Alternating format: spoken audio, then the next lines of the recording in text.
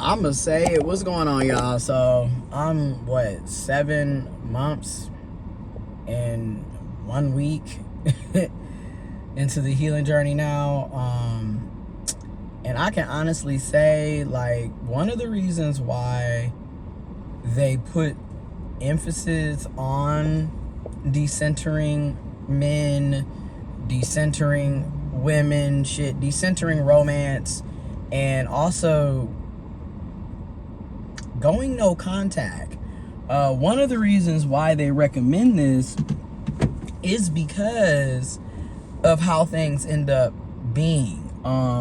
Like, you get a break and you take time to center yourself, go to therapy and counseling, hold yourself accountable, check your own BS, look at how you are showing up and how you are harming yourself, how you are willingly participating in your own heartbreak a lot. You start taking accountability and just really taking a step back and really focusing on yourself and holding yourself accountable and not constantly engaging with that particular person that you're going no contact with or you're taking a break from. Especially if it's been, because for me, I did 6 months and 1 week and 0 no contact. Then the past 2 weeks, I didn't talk to them. After we reconnected for a week and a half, I didn't talk to them for 2 weeks. Didn't see them, didn't talk to them. And now I see things so differently, like so differently. So again, and I say all of this to say, like, once you take that break and you really do the work, the rose-colored glasses come off. You're no longer living in la la land. You're no longer gaslighting yourself and allowing other people to gaslight you. You really start seeing through people in their bullshit. And you also start seeing through yourself and your own bullshit. You start seeing how you are showing up. Because a lot of us are in perpetual la la land about how we're harming ourselves, about how we're settling for less, how our low self-esteems literally are controlling the show, literally lacking boundaries, lacking self-love, lacking self-respect, self-esteem, you name it. And when you don't have these things, or you have little or low of these things, you end up putting yourself in a lot of shitty situations. And it isn't just about romantic relationships. It's also your family. It's your friends. It's your job. Literally, you are settling in everything throughout your life. You'll start realizing how you have been accepting the bare minimum and everything. And selling yourself short. So, again, in this particular situation, it's like, you can't gaslight me anymore. And I'm not gaslighting myself anymore. You clearly only talk to me for sex, because it's very odd how, again, you can hit somebody up to ask if they coming over tonight. Will you want to come over? You want to come over? You want to come over? You coming over tonight? But in over 3 years, you can't plan a date. You can't ask to see if somebody wants to go to the movies. You can't ask to see if somebody wants to go out and walk around downtown. You can't ask to see if somebody wants to go grab a bite to eat. You can't ask to see if somebody wants to go bowling. You can't ask to see if somebody wants to go joyriding and go to Detroit or something. You can't ask to see if somebody wants to get some ice cream. You can't plan a date. But you can put all of this effort and energy into asking somebody to come over. And then turn around and gaslight folks and tell them, oh, I'm not like that. I'm not like these other guys. I want more than sex. I'm monogamous. I'm relationship oriented. I'm this, I'm that. And yet, all of your actions tell us otherwise. Because again, for somebody that's relationship oriented, who doesn't want to have titles and doesn't want to have labels, you ain't that damn relationship oriented. Somebody that refuses to acknowledge that y'all are even dating, that y'all are even talking to each other, is not relationship oriented. Somebody that only hits you up when it's convenient for them, and it's typically around having sex, or do you want to come over? Because we already know what do you want to come over at night is actually about. Like, the fact that we gaslight ourselves into thinking that, no, he didn't mean that, she didn't mean that, they didn't mean that. Child, it's been the same thing for 3 years.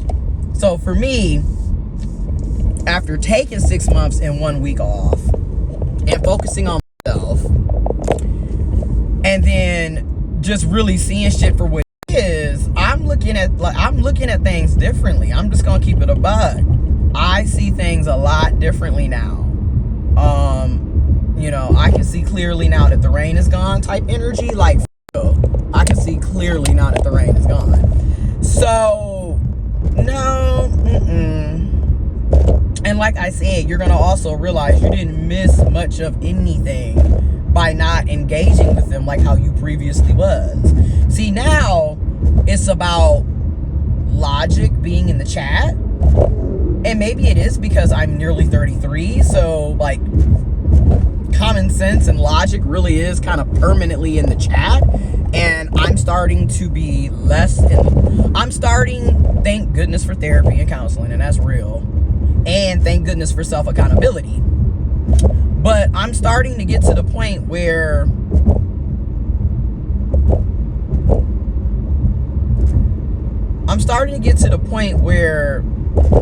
I'm less emotionally reactive, and I'm no longer basing everything off of how I feel. AKA, I'm no longer operating solely from a place of my feelings. AKA, I'm no longer allowing my emotions to control the show. So like now logic is controlling the show, and like actually looking at patterns of behavior, actually considering like, is this thing that I actually want to deal with? Are my needs even being met? Am I happy here? Like, these are things that I'm really starting to pay attention to. And now I'm just like, I'm good. I'm super duper good. Because it's clear what it has always been. And that's fine. There are people out here who that's all they want to do is have a sneaky link, friends with benefits, hook up, culture. That's great. Been there, did it, done it. And quite frankly, it is so lackluster. The crazy shit that you see out here, it is so lackluster over time for me personally. And then, like I said, you're not even having quality sex the vast majority of the time, because dealing with certain demographics, you're selfish. Do you even care that the other person never gets an orgasm, or that everyone has to lie to you to appease your weak ass ego? Literally. And it's just like, what is the point? Not to mention, if that's what you want, right? That's all you want. You can't be too surprised that other people may not want what you want. And that's on all of us. So I can't be surprised that somebody that only wants to hook up doesn't want any effort or energy into actually dating, talking, because that was never their intentions to begin with. But like I said, when you're wearing rose-colored glasses and dealing with manipulators and liars, and also you're allowing yourself to fall for it because you likely have a low self-esteem. Trust me, when I talk about this, I'm not saying this to put anybody down, because guess what? I am a recovering low self-esteem haver, so I get it. But once you get real about shit, you're gonna stop playing yourself. You know what I'm saying? You're gonna stop playing yourself. And it's gonna be eye-opening. It's gonna hurt, because you're gonna realize you wasted a lot of time and energy, money and resources on the wrong damn person. the wrong damn situation. You should have been left years ago. You're going to see that eventually. But it's also life-changing because now you are different. Now you move and act accordingly. And I'm just going to say it. If all you want to do is hook up, you cannot be surprised when people are not engaging with you on that level. And what I mean by that is, if that's all you want to do, I'm not going to be texting and calling you every day. I'm not going to be asking how you're doing. I'm not going to want to see you every day. I'm not going to want to be bothered like that, because it's not that. See, what manipulative people love to do is they come in with the fake, oh, I'm not like everyone else. Oh, my ex did this, my ex did that.